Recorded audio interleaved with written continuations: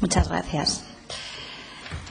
En el verano del año 2015, hace ya casi un año, son asesinadas 37 mujeres y 8 menores a manos de sus parejas, de sus padres o de los padres y parejas, mujeres que son asesinadas a manos de sus parejas o padres que matan a sus hijos o parejas de las mujeres que matan a los hijos de estas.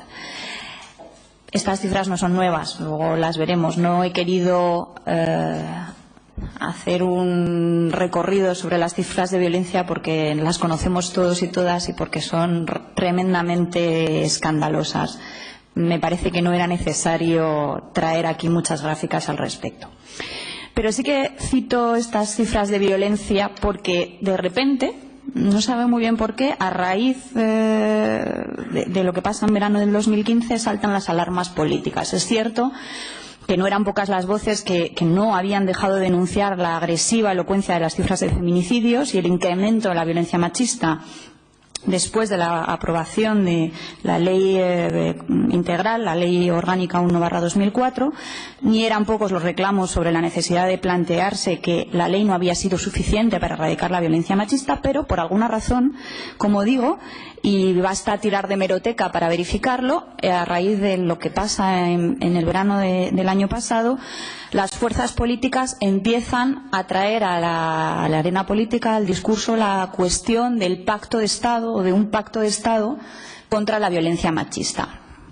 El PSOE, en torno al mes de septiembre del 2015, comienza a hablar de la urgencia de renovar el pacto de Estado contra la violencia de género y parte de un presupuesto que es que había un pacto de Estado contra la violencia de género, y ese presupuesto se basa en que la ley orgánica 1/2004 se había aprobado por unanimidad, con lo cual el PSOE da una lectura de que existía un pacto implícito, un pacto de Estado implícito contra la violencia de género, cuestión con la que parece que no todos los grupos políticos están de acuerdo, como explicaré después.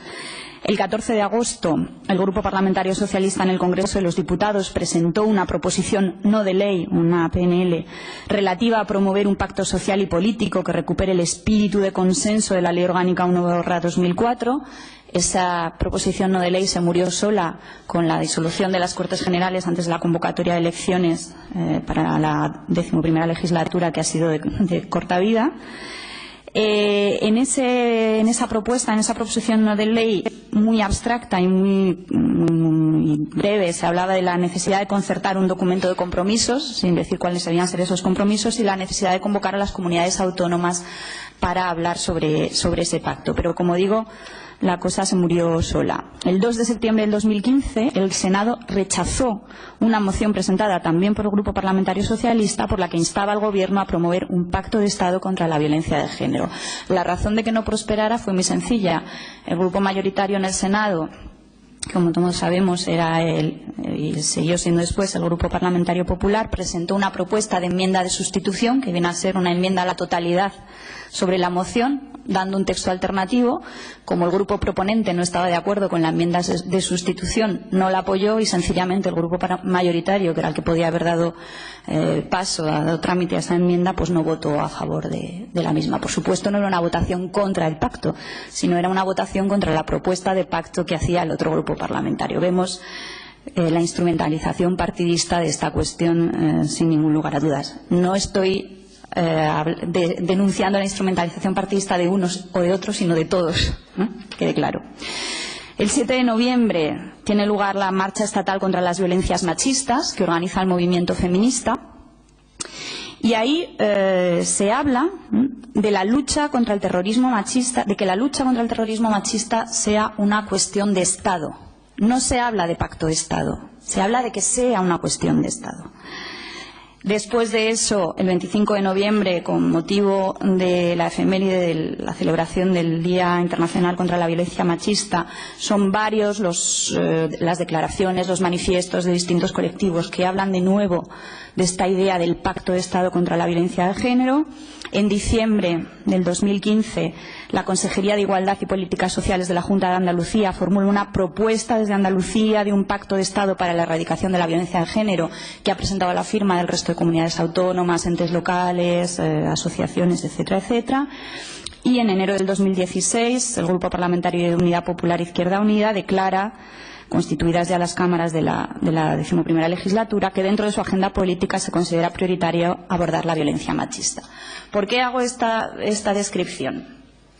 Bueno, pues porque está en el debate la cuestión del pacto de Estado contra la violencia machista. Y lo que yo me pregunto es si de verdad tenemos que hablar de pacto de Estado, habría que resolver primero, ahora iremos a ello, qué es un pacto de Estado, o si en realidad lo que hay que abordar es un pacto constituyente. Obviamente no solo para tratar la cuestión de la violencia machista, sino para tratar la cuestión de la erradicación de la desigualdad.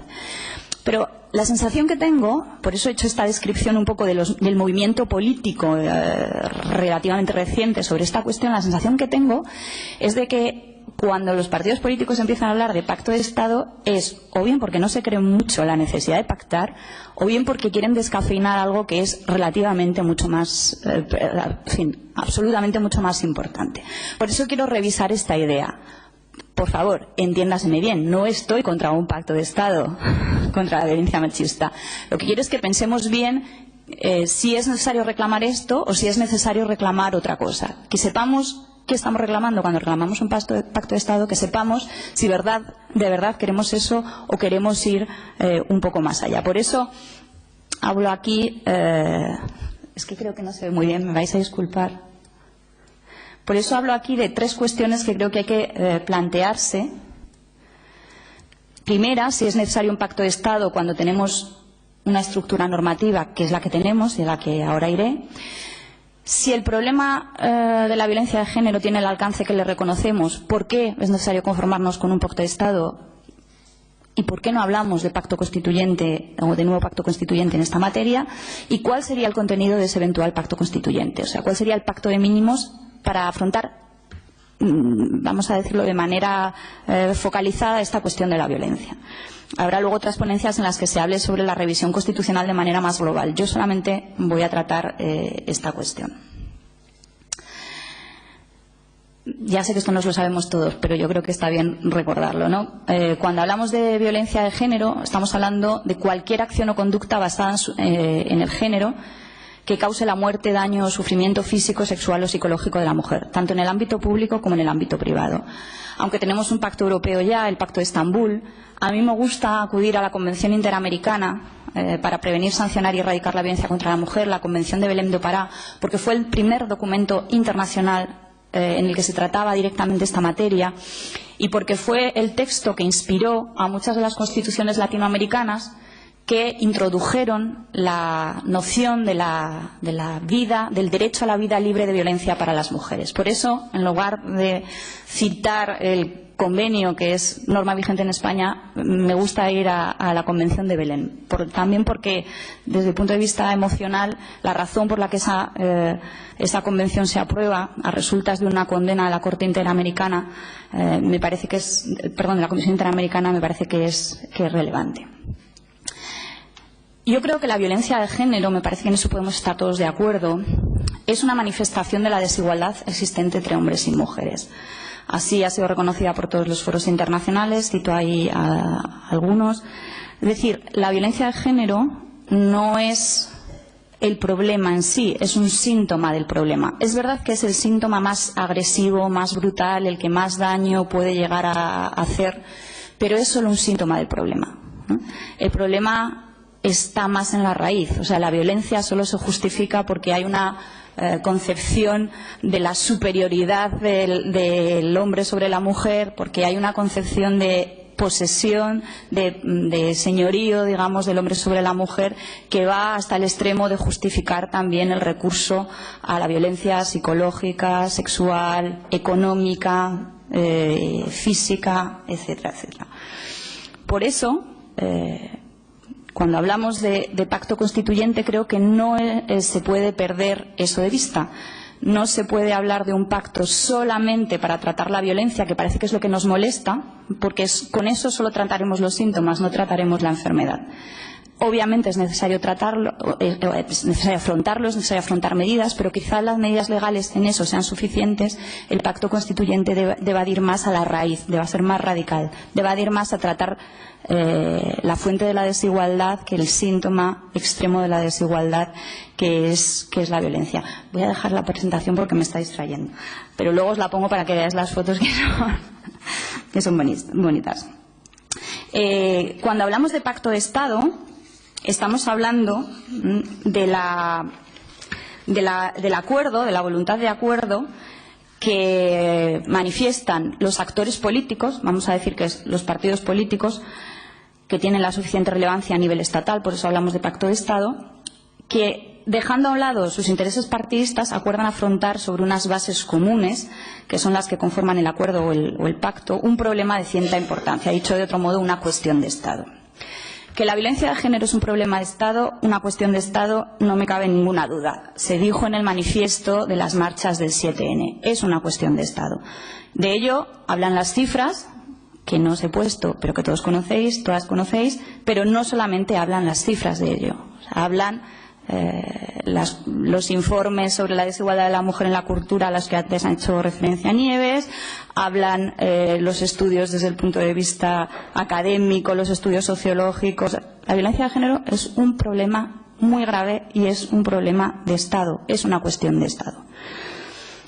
Que los actores políticos y sociales deben mostrarse de acuerdo a la hora de abordar la lucha por la erradicación de la violencia de género resulta evidente y además hoy por hoy no existe un solo partido político que justifique la violencia de género. Otra cuestión es que los matices entre unos y otros a veces sean de gran calado, ¿no? Sobre la denominación, sobre cómo hay que abordarlo, sobre si es violencia doméstica o violencia de género. Es decir, los matices son importantes en este punto, pero es verdad que hay un acuerdo de base que es el problema, hay que tratarlo. Es un grave problema y es un problema público. Vuelvo a la idea, es una cuestión de Estado. Que ese acuerdo en torno a la idea básica referida a que debe adoptarse un acuerdo deba traducirse en un pacto de Estado es en lo que yo ya no estoy tan de acuerdo. Pero claro, la pregunta que me surge es si hay que pactar para cumplir la ley. Y ahora me voy a poner constitucionalista y voy a citar el artículo 9.1 de la Constitución española y el 9.2. El artículo 9.1 dice que los ciudadanos y los poderes públicos están sujetos a la Constitución y al resto del ordenamiento jurídico, y el artículo 9.2 dice que los poderes públicos promoverán las condiciones para que la libertad, la igualdad del individuo y de los grupos en que se integra sean reales, efectivos, etcétera, etcétera. En desarrollo de ese artículo 9.2 tenemos un elenco de leyes, que, en fin, voy a citar solamente 3, pero un elenco de leyes que han ido desarrollando esa idea de la promoción de la igualdad también entre hombres y mujeres, esa idea de la igualdad material que seguramente sea necesario ir superando ya, pero que está presente en el texto constitucional. Tenemos la Ley Orgánica 1/2004 de medidas de protección integral contra la violencia de género, tenemos la 3/2007 para la igualdad efectiva que ha citado antes Nieves y tenemos la Ley 4/2015 más reciente, 27 de abril, del Estatuto de la Víctima del Delito. Y adicionalmente tenemos toda una serie de leyes de modificación del sistema de protección de la infancia que han introducido también la idea de los menores como víctimas de la violencia de género y que han establecido algunos mecanismos específicos de garantía de la situación de los menores. Y además tenemos cualquier cantidad de leyes autonómicas. Esas no os las cito, están en el texto, pero hay también leyes autonómicas sobre igualdad. Prácticamente todas las comunidades autónomas han hecho uso de su facultad normativa en este aspecto. Y además también tenemos el Convenio de Estambul, que es un tratado internacional de ámbito regional europeo y que es norma directamente aplicable en España, que a veces se nos olvida que los tratados internacionales también son ley que deben aplicar los jueces y tribunales. De todas estas normas se derivan sin género de dudas los siguientes puntos. Que hay que trabajar en una educación no machista. Seguramente no está proclamado tal y como os lo digo en los textos, pero se deduce de ellos sin ninguna duda. No es una cuestión interpretativa, es que efectivamente esto es lo que dicen los textos. Trabajar en una educación no machista. Promover la formación especializada de quienes trabajan con las mujeres víctimas de la violencia de género. Que hay que trabajar en sensibilización, educación, formación, sensibilización son los 3 ejes que se repiten sistemáticamente en todas estas normas, que es preciso proteger a los menores de la situación de violencia, que hay que garantizar una red de servicios y centros de ayuda a las víctimas de violencia, que hay que dotar de medios económicos los programas políticos de asistencia a las víctimas, que hay que fomentar el trato igualitario en todos los ámbitos, que las políticas de erradicación de la violencia han de ser intersectoriales y transversales, afectar al ámbito social, al ámbito civil, al ámbito penal, al ámbito educativo, y que hay que garantizar la coordinación entre las instituciones, más en un Estado descentralizado como el nuestro.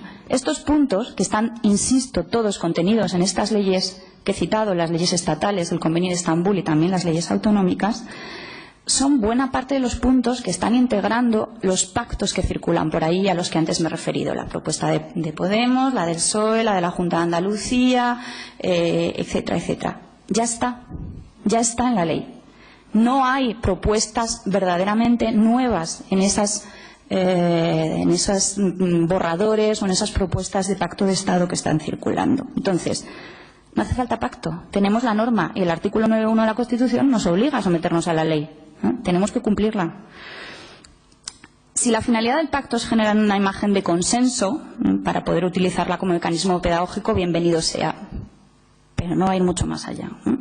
Si el objetivo es asegurarse que ningún gobierno a futuro retroceda en la lucha contra la violencia de género, el pacto nace un poco maldito, porque presupone que habrá gobiernos con tendencia a incumplir la ley. Es verdad que alguno hay de vez en cuando en algunos puntos, pero no se puede hacer un pacto presuponiendo que los que están obligados a garantizarlo van a saltarse el ordenamiento jurídico. Y si el pacto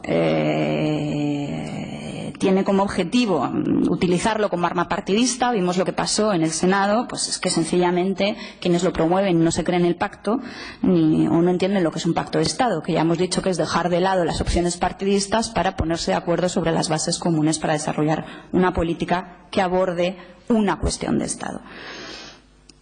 Yo creo que no nos hace falta un pacto de Estado que haga las veces de hermano desheredado de un pacto constituyente, porque para eso, en fin, ya tenemos la ley que, como ha dicho Nieves, en algunos puntos no se cumple.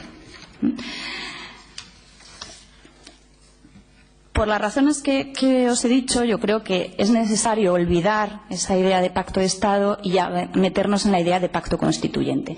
Y yo creo que el pacto constituyente, en perspectiva de género, debe abordar todos y cada uno de los artículos de la Constitución. O sea, no es una cuestión de hay que meter los derechos de las mujeres en la Constitución. Va desde lo que ha apuntado Nieves del cambio en el lenguaje, que es fundamental, por supuesto pasa por estar presentes en el debate constituyente y pasa por cambiar la perspectiva tanto de la organización de las instituciones como de la forma de organización del Estado democrático como de los derechos fundamentales. Si yo tuviera que hacer una propuesta de reforma constitucional, iría estratosféricamente mucho más lejos de cualquiera de las que circulan por ahí. Pero como sé que no puedo ir tan lejos porque quiero concretar la discusión y creo que luego podamos hablar sobre cuestiones concretas, partiendo de la base que lo que de verdad, aquello de lo que estoy convencida es de que hay que darle una vuelta entera al título primero, al título de los derechos fundamentales, porque creo que desde el feminismo esa división clásica y mantenida entre derechos económicos, sociales y culturales, derechos políticos, derechos de primera generación, de segunda generación, derechos fuertes, derechos débiles, ya no tiene ningún sentido, ¿no? Porque porque yo creo que está muy superado y porque yo creo que está basada esa concepción tripartita de los derechos fundamentales en las necesidades de los hombres blancos, colonos, como dice Nilda, etcétera, etcétera, que son los que hacen el pacto sobre los derechos fundamentales. No habría que darle una vuelta entera a todo, pero, insisto, como tengo 5 minutos más, no voy a ir a ello. Voy a decir lo que para mí son los 3 irrenunciables que habría que introducir en la Constitución, en una nueva Constitución, para abordar el tema exclusivamente de la violencia de género, sabiendo, insisto en ello, que la violencia para mí es síntoma, no es la raíz del problema, es síntoma.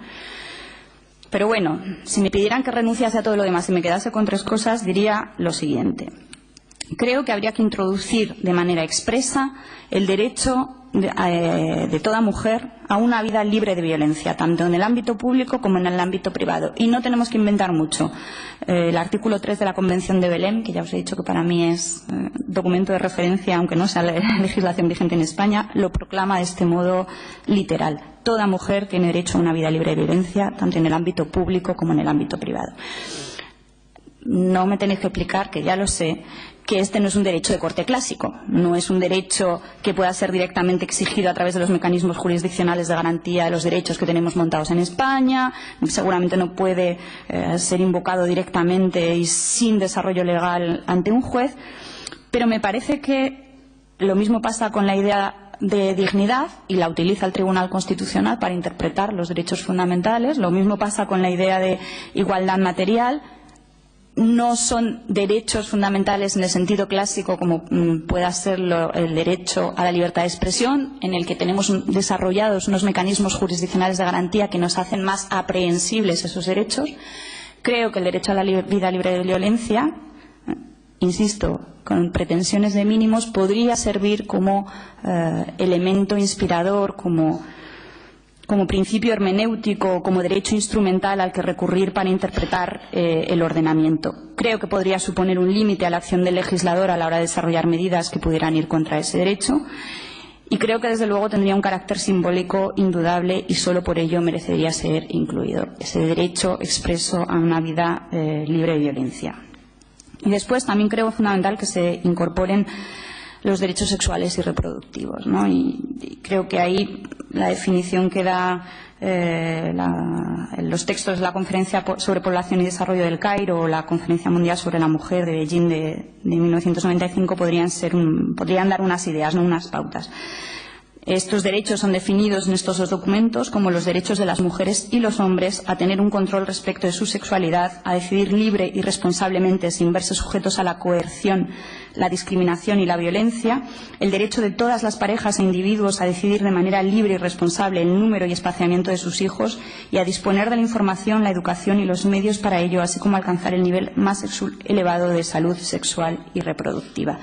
Y desde ahí podríamos avanzar. Pero como en otros temas que están en la cabeza de todos es más difícil avanzar, creo que sería este el presupuesto mínimo en el que todos podríamos estar de acuerdo. Los derechos sexuales y reproductivos servirían, así proclamados o de otra manera aproximada o no, servirían para hacer posible una nueva interpretación, una interpretación más evolutiva, más abierta y más feminista del derecho a la vida, del derecho a la libertad en sentido amplio, del derecho a la privacidad, ¿no?, del derecho a la autodeterminación de la vida, ¿no?, del derecho a decidir qué tipo de vida familiar, por ejemplo, queremos llevar a cabo, el derecho al matrimonio y a la familia y el derecho a la protección a la salud. Podríamos plantearlo también como una suerte de proclamación de derechos instrumental de otros, ¿no? Pero me parece que es fundamental que estén escritos en negro sobre blanco en el texto constitucional. Sabemos que la violencia se ejercita también a través de la violencia sexual, ¿no?, y a través de la facultad de condicionar las decisiones reproductivas de hombres y de mujeres, con lo cual creo que la proclamación de estos derechos como fundamentales permitiría afrontar muchos derechos más clásicos, muchos derechos que ya están consolidados en el texto constitucional de otra manera, ¿no?, desde una perspectiva de género. Y nos permitiría también abordar problemas que son graves y que están presentes en nuestra sociedad y que hoy por hoy solo se abordan desde la perspectiva penal. Mutilación genital, matrimonios forzosos, trata para la explotación sexual, aborto, los problemas que están en torno a la reproducción asistida. Hoy se abordan o desde el ámbito estrictamente civil o desde el ámbito penal, desde el ámbito represivo. Elevar el problema a nivel constitucional nos permitiría, a mi juicio, dar otra dimensión al discurso, abordar de otra manera todas estas cuestiones. Y el último elemento, pero no menos importante, decía que me quedaban 5 minutos y ya los he agotado, pero no quiero dejar de tratar. ¿Me permites terminar? Me parece que es ya ética, estética y jurídicamente imposible no abordar el tema de la reforma del artículo 27, del derecho a la educación. Nieves ha hablado de la cultura, que obviamente tiene una conexión con el ámbito educativo, a mi juicio, fundamental. En España se decidió en el año 78 elevar a rango fundamental el derecho a la educación, que era de esos derechos sociales, derechos prestacionales que podían haber quedado fuera de ese núcleo duro. Se decide reforzar el derecho, pero se hace de una manera en la que se consiguió llegar a un pacto para redactar un artículo tan abierto que nunca después el pacto ha sido posible en materia educativa. Si hacemos un recorrido por la historia de la legislación educativa en España, en fin, no os descubro ningún secreto si os cuento que nuevo signo político en el gobierno, nueva ley de educación, ¿no? Es uno de los caballos de batalla y se habla también del pacto en materia educativa, pero no conseguimos llegar a un acuerdo en este tema. El artículo 27 lo permite todo y como lo permite todo, todo cabe dentro del artículo 27, pues lo que hacemos es ir cambiando de modelo cada vez que hay cambio de las mayorías parlamentarias y consecuentemente del signo político del gobierno. Y es insostenible seguir así por muchas razones, pero también en materia de igualdad. Los problemas en relación con la modificación del modelo educativo son innumerables. Me voy a centrar solamente en dos de ellos. Uno, el que tiene que ver con la transmisión o con la enseñanza o con la educación en valores cívicos constitucionales, y el otro que tiene que ver con la cuestión más prosaica y casi que más afecta en muchas ocasiones a los lobbies, que es la cuestión de la financiación de la educación pública. El problema que tenemos es que el artículo 27 no establece un modelo constitucional educativo. Habla del derecho a la educación de los sujetos que en la mayoría de los casos son menores de edad, además, con lo cual los ejercen de manera mediatizada a través de sus padres, y de la libertad de enseñanza, que no lo es de los alumnos, de los receptores de la educación, sino de las empresas que gestionan la educación, que en España, como bien sabemos, tienen un sesgo determinado, o sea, no todo el mundo tiene empresas educativas en España, y es titularidad de los padres. Es decir, la libertad de enseñanza tiene un peso tan importante como el derecho a la educación en la redacción del artículo 27. Y tiene un peso tan importante que, digamos, la balanza que trata de equilibrar los dos a veces se inclina del lado de la libertad de enseñanza, que no sé si tiene siempre en cuenta los intereses superiores del menor, que son un principio que inspira otras legislaciones. Entonces, cuando hablamos de la enseñanza de valores cívico-constitucionales, nos movemos siempre desde aquellos que defienden la libertad de enseñanza. Aquí perdemos de vista al sujeto del derecho a la educación, ¿eh? Aquí nos colocamos siempre, casi siempre, del lado de la libertad de enseñanza y nos movemos entre la consideración de que la educación en valores cívico-constitucionales supone la transmisión de dogmas y de una moral laica que no corresponde transmitir a la escuela, y esta es la posición que no corresponde transmitir a la escuela sino a los padres y tutores de las empresas que sostienen los colegios privados. Y esta es la posición que sustentó en su día los recursos de amparo frente a la obligación de cursar la educación para la ciudadanía. Esa es la idea que latía detrás de esos recursos. Y luego, en el otro lado, está la afirmación de que la difusión de los valores y principios constitucionales en la escuela es básica para la consolidación de un espíritu democrático, pluralista e igualitario, y para la construcción de un Estado social y democrático de derecho que la Constitución proclama. Es decir, siempre nos movemos en esa tensión entre quien dice que los valores cívico-constitucionales los aprende cada uno en su casa, algunos pensamos eso de la religión, pero no tiene tanto predicamento la idea, y los que piensan que, las posiciones políticas que piensan que deben ser obviamente enseñados en la escuela pública, ¿no? Y no salimos de esa pelea, no salimos. No os lo tengo que explicar porque todos sabéis, como yo, y seréis en los medios, cuál es la discusión en torno a este tema. A mi juicio, yo creo que la enseñanza en los valores constitucionales es consustancial a la existencia de cualquier modelo educativo desde el momento en que se reconoce el derecho a la educación en la Constitución española. Es decir, no es el derecho a cualquier educación, es un derecho a una educación que sea coherente con los principios que difunde la Constitución. Y en esa medida, hablar de la transmisión o de la comunicación o de la educación en principios y valores constitucionales es consustancial al derecho a la educación, a mi juicio, solo que no hemos asumido que así sea, con lo cual seguramente sea necesario llevarlo al texto constitucional para que no haya duda ninguna al respecto. Y esto yo sé que no es fácil, pero me parece que es fundamental, porque si no vamos a estar cambiando de ley orgánica de educación para sacar y meter la educación para la ciudadanía, llámese así o llámese de otra manera, pues cada 4 años o cada 8, y no tiene ninguna razón de ser, ¿no?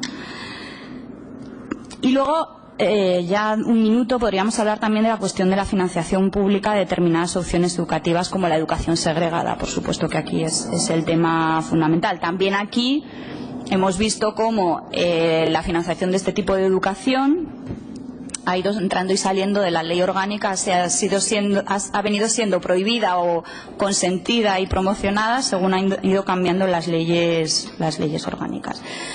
Parto de una idea básica, es que la Constitución no contempla un derecho a la subvención para ninguna opción educativa. Ese derecho no existe. Existe una obligación de sostener con fondos públicos, pero partiendo de la base de que esa subvención se producirá cuando no haya red pública suficiente, o al menos eso es la interpretación que algunos defendemos, pero no hay una obligación de subvencionar cualquier tipo de opción educativa.